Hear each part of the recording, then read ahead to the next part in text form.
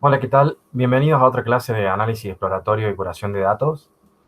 En este video vamos a hacer un breve y pequeño repaso de cómo hacer productos de datos y qué fases y qué etapas involucra hacer un producto de datos. Una cuestión interesante que plantean muchos autores es que la programación, el machine learning, involucra una nueva forma de programar, que es un nuevo paradigma de programación. Diferencia de la programación tradicional, donde uno definía reglas de cómo manipular los datos y así obtenía las respuestas, la programación eh, po- realizada por Machine Learning, los productos realizados con Machine Learning, cambian el orden de cómo se realizan estas tareas. Porque en este caso, en Machine Learning, uno le da los datos, le da las respuestas y a partir de ahí uno obtiene las reglas con las cuales va a obtener nuevas respuestas.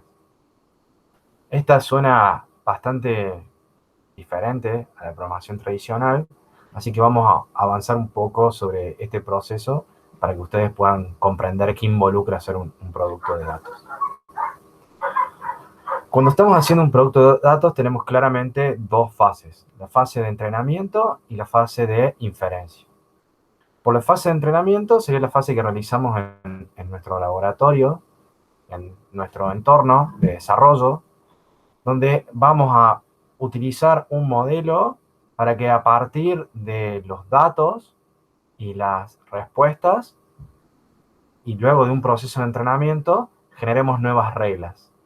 Estas reglas, que va a ser un modelo entrenado, lo vamos a disponibilizar en otro sistema para que cuando aparezcan nuevos datos obtengamos respuestas.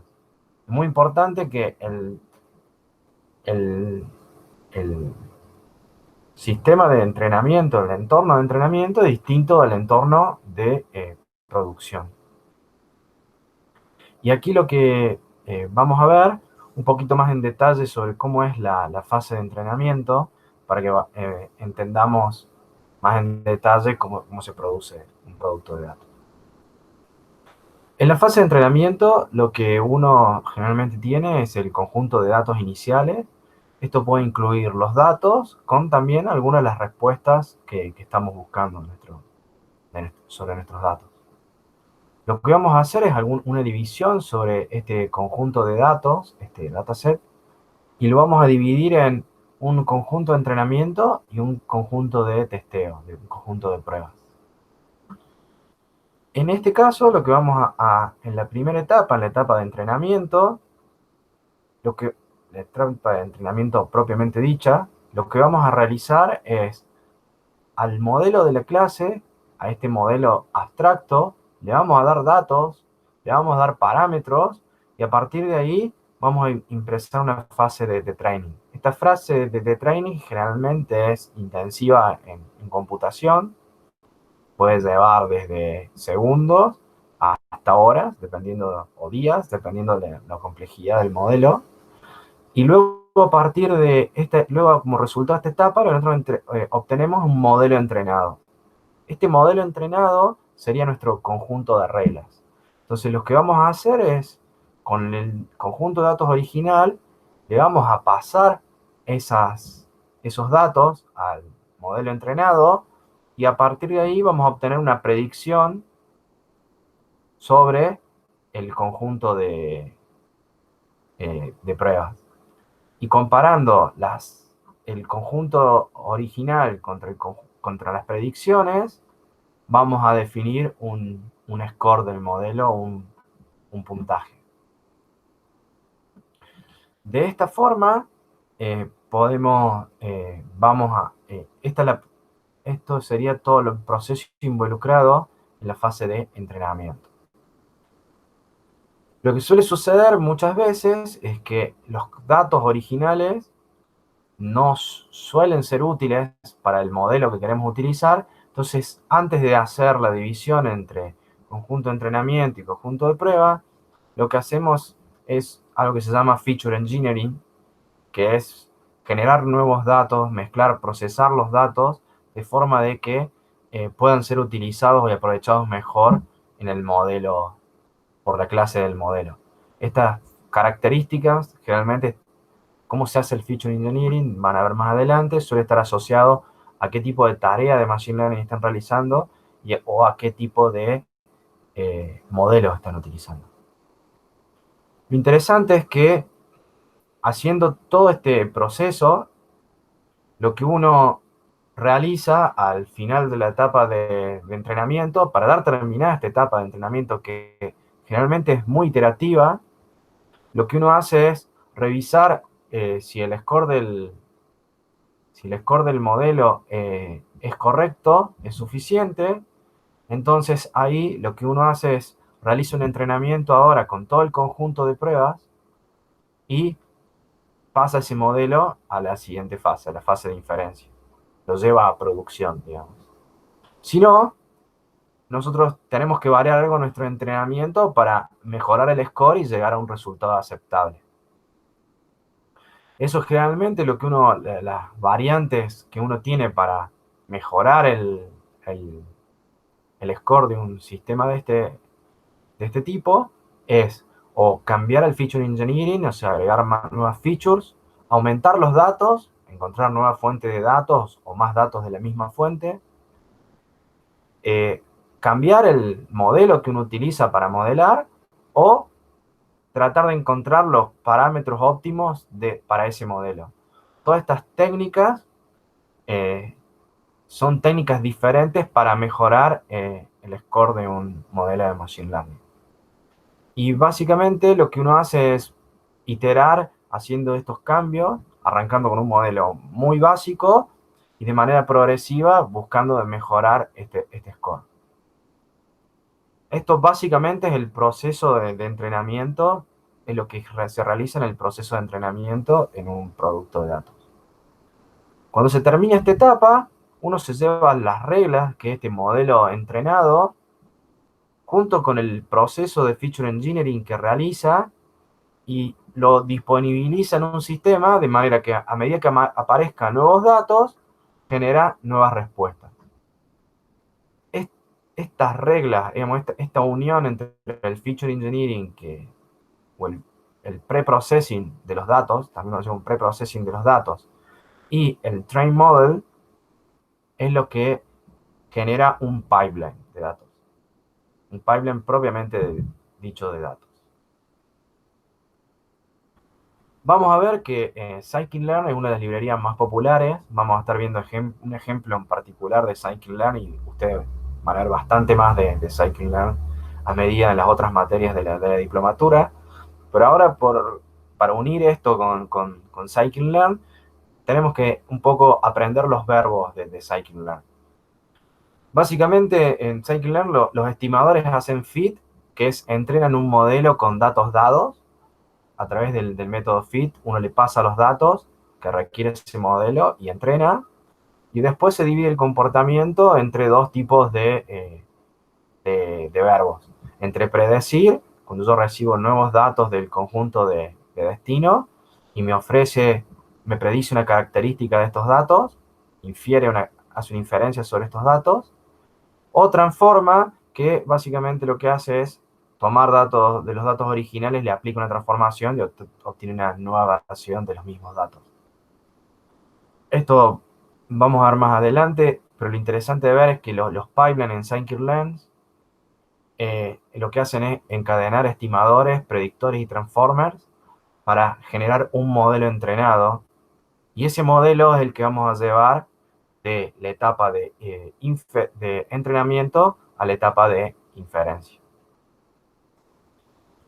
Viendo el pipeline completo, uno va a ver que uno va a generar sobre los datos crudos, va a realizar una limpieza de estos datos. Esto lo puede hacer en una herramienta dependiendo de la fuente de datos donde se van a persistir los datos. Se hace una limpieza, luego se hace un análisis sobre estos datos, hacemos esta división de entrenamiento y verificación sobre datos de entrenamiento y datos de verificación, hacemos el modelado y la evaluación y de ahí vamos a obtener un modelo. Lo importante de esto es que cuando pasemos a generar el producto de datos, lo que vamos a hacer es, vamos a tomar la limpieza y el procesamiento de los datos y lo vamos a llevar junto con el modelo a construir para construir el producto que va a hacer las inferencias. Y también vamos a usar estos datos de verificación para realizar pruebas que validen que el producto se comporta como se comportaba el modelo en la fase de entrenamiento. Lo importante de entender es que estos entornos suelen ser todos diferentes y no realizados en las mismas máquinas. De hecho, hay modelos y veces que ni siquiera se usan los mismos lenguajes de programación. Entonces, es muy importante para toda esta etapa mantener toda la trazabilidad de los productos y a la hora de llevar la limpieza, el procesamiento, la limpieza de los datos, el preprocesamiento, el feature engineering, como también para llevar el modelo. Es importante que, por ejemplo, si bien sean dos máquinas distintas, las mismas librerías que construyen el modelo sean las que sirven el modelo en el producto, o con las que se construyen el producto. Y es importante también, para cerrar el ciclo, que luego el producto se pruebe con el mismo conjunto de verificación que usamos en el entrenamiento para ver si en producción el comportamiento es, si no es idéntico, al menos es similar. Entonces, en esta parte, esta complejidad que tienen estas etapas dentro de la construcción del producto de datos, hace que no sea viable hacer las cosas a mano. Y es muy importante la trazabilidad. Y aquí es donde vamos a mostrarle luego un ejemplo, vamos a mostrarle en clase, un ejemplo de cómo mantener esta trazabilidad. Y acá donde es muy importante el rol que cumple Docker y todas las tecnologías de containerización. Entonces, en el ejemplo que le vamos a presentar, luego vamos a ver cómo hacemos el análisis y el entrenamiento en notebooks. Y a partir de una vez que tenemos este notebook realizado, lo que vamos a hacer es pasar el modelo a un servicio web y luego con otro notebook vamos a hacer el testing de este modelo. Y el testing del producto ya, del modelo que está embebido en un servicio web. Entonces, esto nos da pie a hablar de por qué usamos contenedores en la ciencia de datos. Si bien hemos hablado mucho de la importancia a la hora de la reproducibilidad, también hay un montón de beneficios. Porque es muy importante que los científicos de datos podemos ver que quieren enfocarse en los datos, no tanto en las herramientas que utilizan, sino quieren obtener el mayor conocimiento y expresar la mayor potencia, el mayor conocimiento a partir de los datos que tienen. Les interesa mucho utilizar las últimas librerías porque definitivamente año a año o incluso mes a mes, las librerías más usadas sacan releases y aparecen nuevos modelos y nuevos papers, y muchos de esos papers y modelos se disponibilizan para ser usados.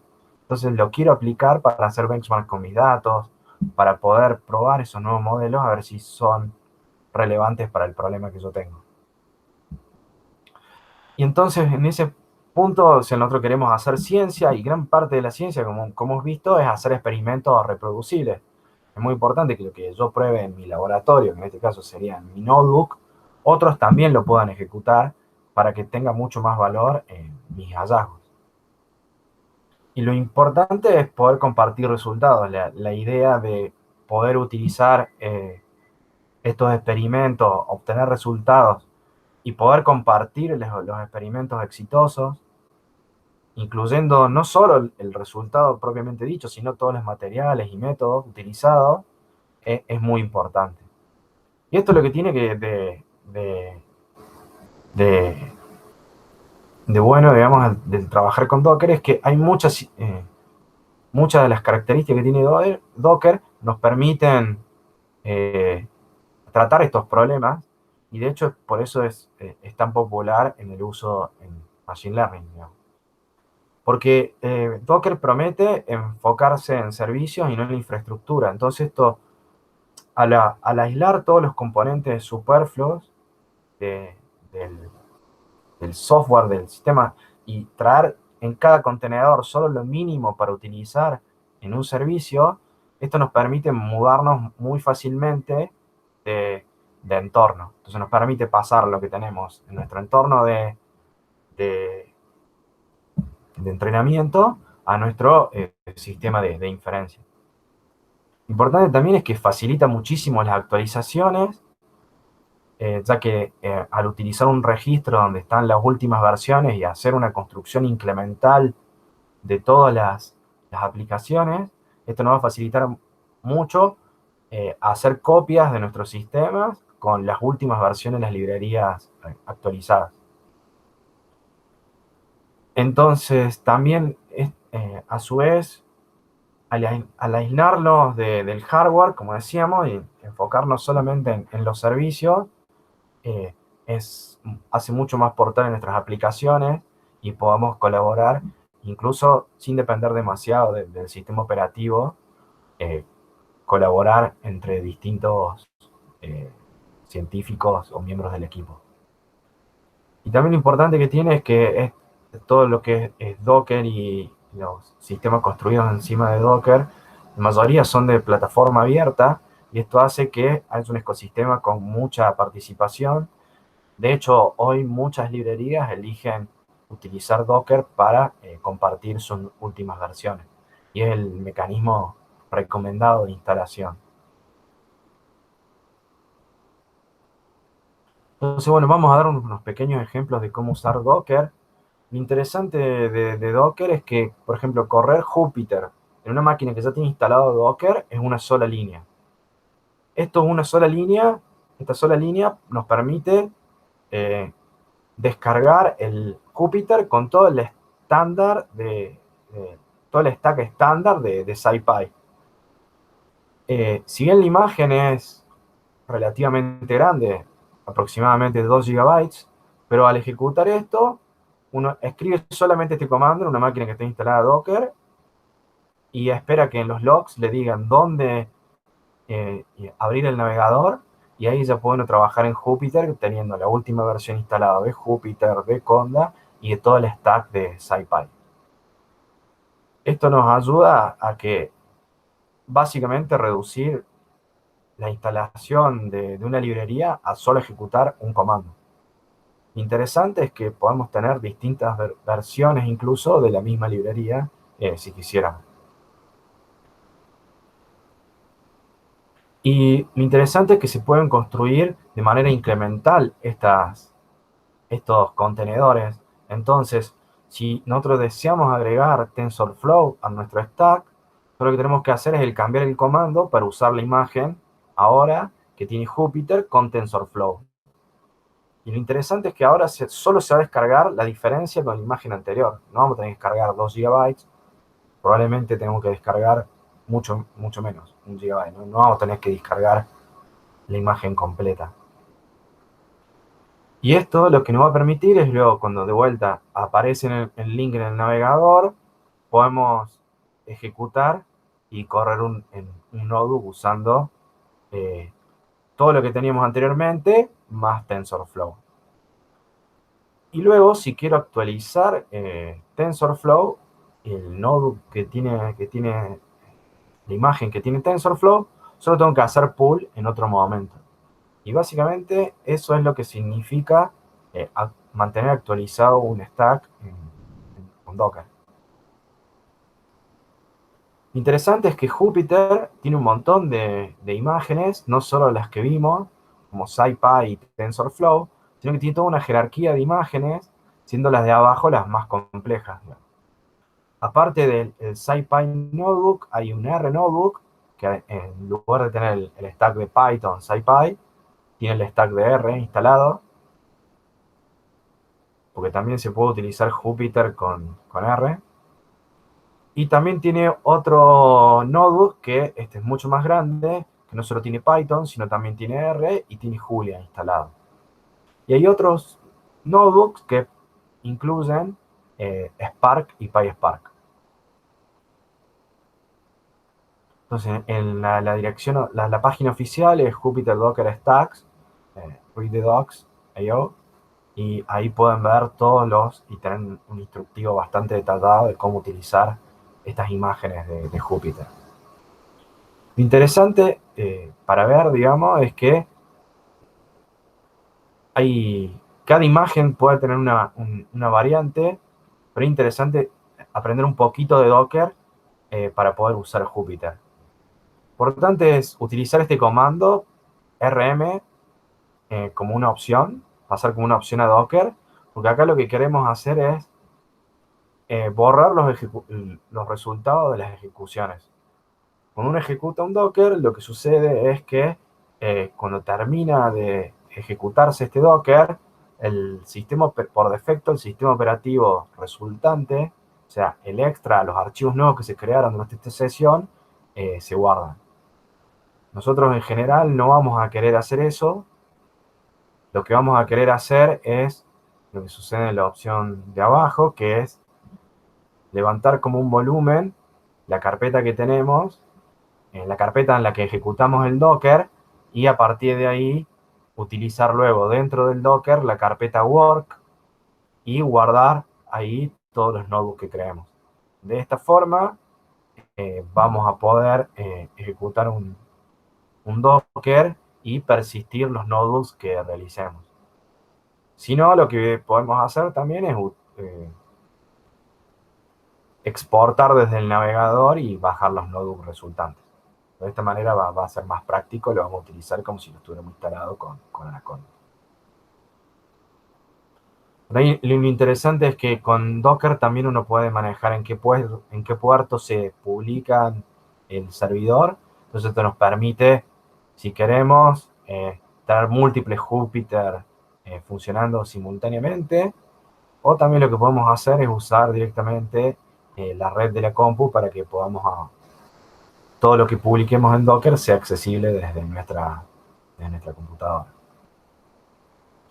Y si queremos ver qué tiene trabajar con Python y ver qué es lo que tiene este contenedor instalado por dentro, lo que podemos hacer es usar el script start sh para lanzar Python o Bash, y con estas opciones de IT para utilizar de forma interactiva, podemos usar IPython o cualquier herramienta de contenedores dentro del contenedor.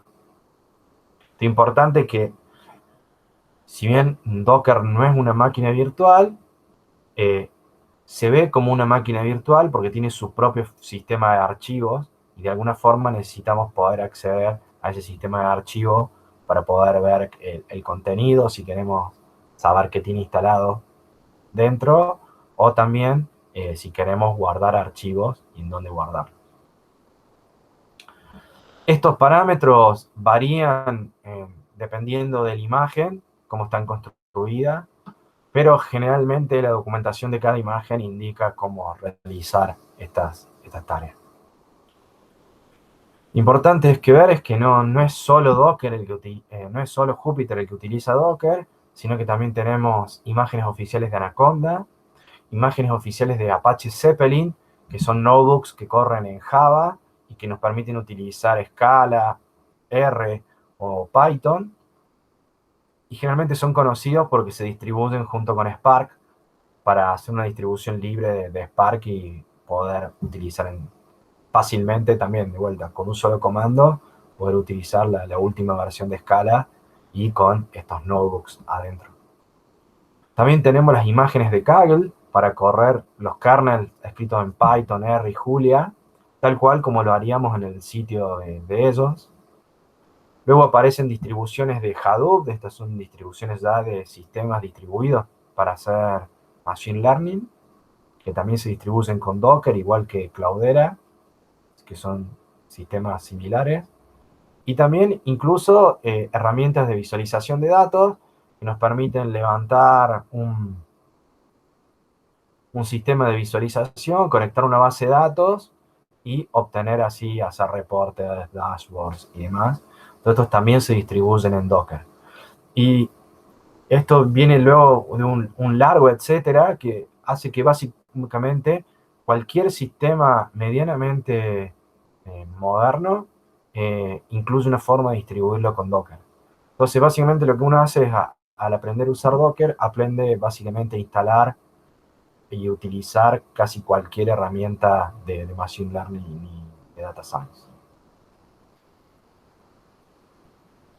También es importante aclarar que, bueno, cuando uno quiere trabajar con GPUs, uno necesita usar una versión distinta de una variante de Docker, un complemento de Docker en este momento, que es NVIDIA Docker.